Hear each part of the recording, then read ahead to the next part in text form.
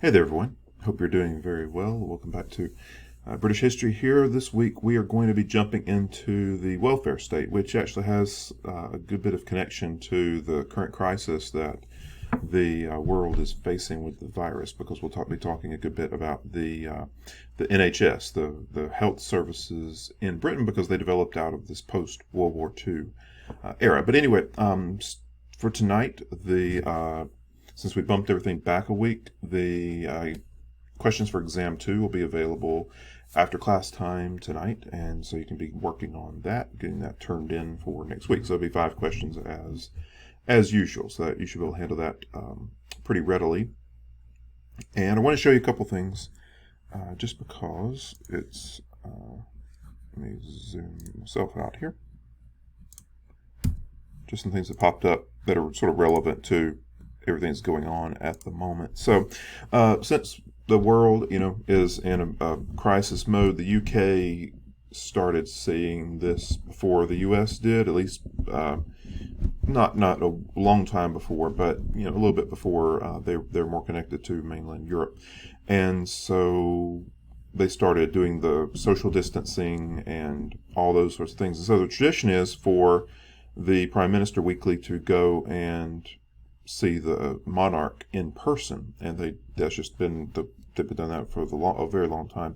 And so current Prime Minister Boris Johnson, current monarch Queen Elizabeth, they had to chat by telephone now that they are in quarantine mode. Oddly enough, maybe not oddly enough, but that's very real for these people as well, because Queen Elizabeth's son, if you haven't been seeing the news, Prince Charles was diagnosed with coronavirus, and so he was self-quarantined in Scotland, and he's recovered now, but he's 71, so it was a very real risk to the monarchy, because one, if he had seen the Queen anytime in the recent future, it very well could have harmed the current monarch, and the next in succession is Prince Charles, and so you're looking at a bit of a crisis there for the monarchy, where William could very easily have had to step into the role of king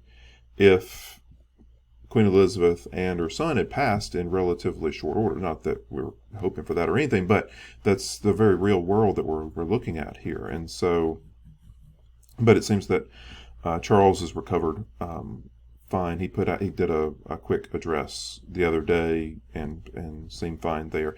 And Boris Johnson, who is the counterpart to our president in the UK, is Boris Johnson. He was diagnosed with coronavirus as well. It's risky for world leaders, because they're sort of the focus. Everybody who shakes hands with each other, but eventually all those handshakes want to funnel in towards a single person, because everybody wants to shake the hand of the leader of the country, and so it's particularly dangerous for these leaders, and so it would be important for all handshakes to stop for a while, especially if you happen to be a world leader. A couple of other things that are going on with Britain as far as coronavirus is one, the greatest crisis of all.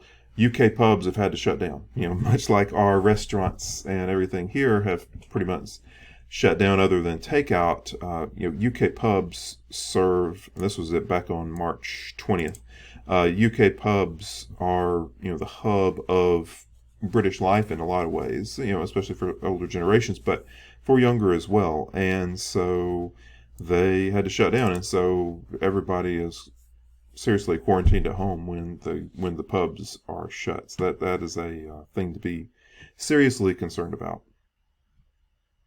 And just a couple of other things here.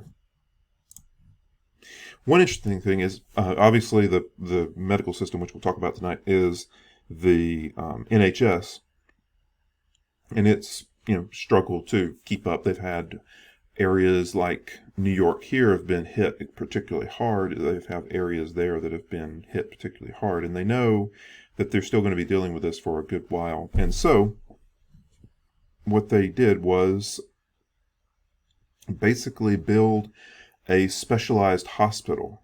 And I say build a hospital, this wasn't quite like the hospitals that China built to deal with the influx of patients. They took essentially a convention center